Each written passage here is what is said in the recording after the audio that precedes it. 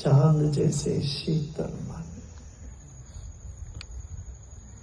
यही है ज्ञान, तुमको शीतल करता है,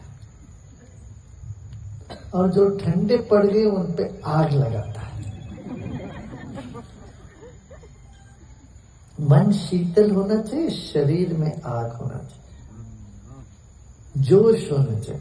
जोश और क्रोध में बहुत बड़ा फर्क है, जानते हो ना। क्रोध को तुमको कमजोर कर देता है। जब तुम क्रोधित होते हो तो हाथ पांव कांपने लगते, तुम कमजोर पड़ जाते हो। जोश में शक्ति आ जाती है। पर हम बेवकूफ है, ये दोनों को जानते नहीं। ये क्या जोश है, क्या क्रोध है, इसका फाटक, इसका जो फर्क जो वो नहीं समझते, वो बेवकूफ है। हम ठंडे पड़े रहने को हम समझते हैं, हम शांत हैं।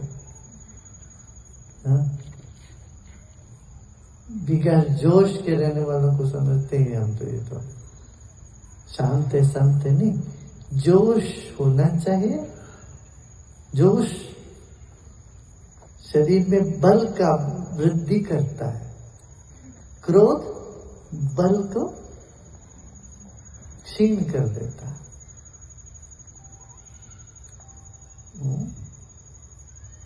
और मैं भी बात की नहीं।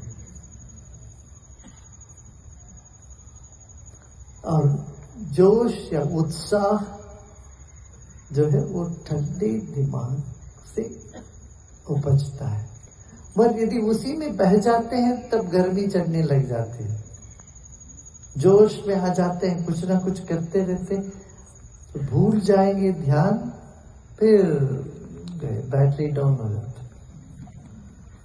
अपने बैटरी को चार्ज करके रखना हो तो बार बार,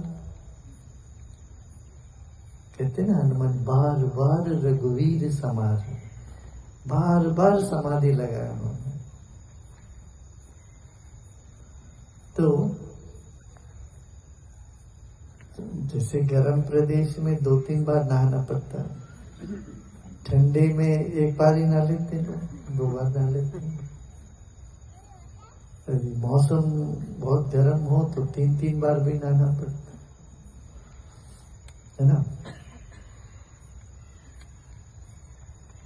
तुम नहीं नहाओगी तो भी प्रकृति तुम्हारे पसीना छुटवाती रहती, तो नहला देते थे।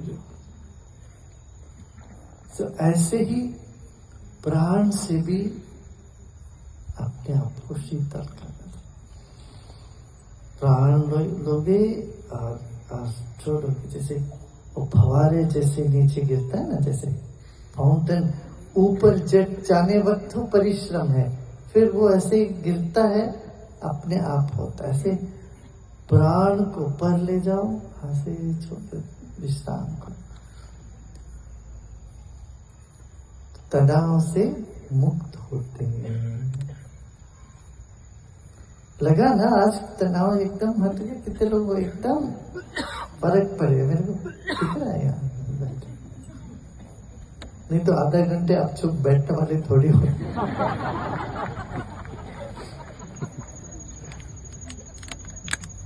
मन को बिठा दिया तो बैठ जाता है। तो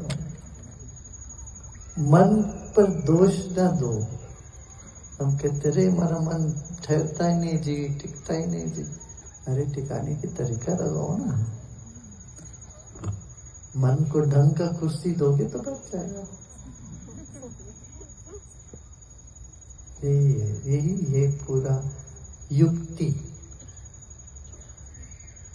हाँ। Gurudev, you have mentioned about the gap between two states where one can experience Shiva. Could you please tell us about the nature of this gap? Is it a gap in time, in space, or something more?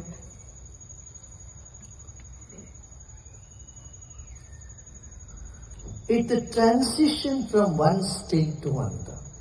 See, you're feeling sleepy, you're about to fall asleep, but you have not fallen asleep. But that is that moment.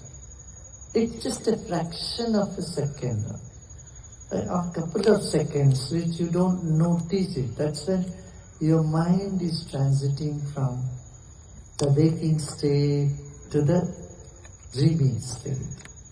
And similarly, you are getting some dream, and from the dream you are slipping into deep sleep. That moment, or from deep sleep you are just coming out into a dream state. Those are the few moments, if one can catch, you can see, oh, this is exactly meditation. That you will notice that. But I tell you, with such a busy mind of yours, you will not be able to catch it. So, but when you do the good meditation, you will notice it. Oh, it's already, I'm getting into the meditative state. Yeah.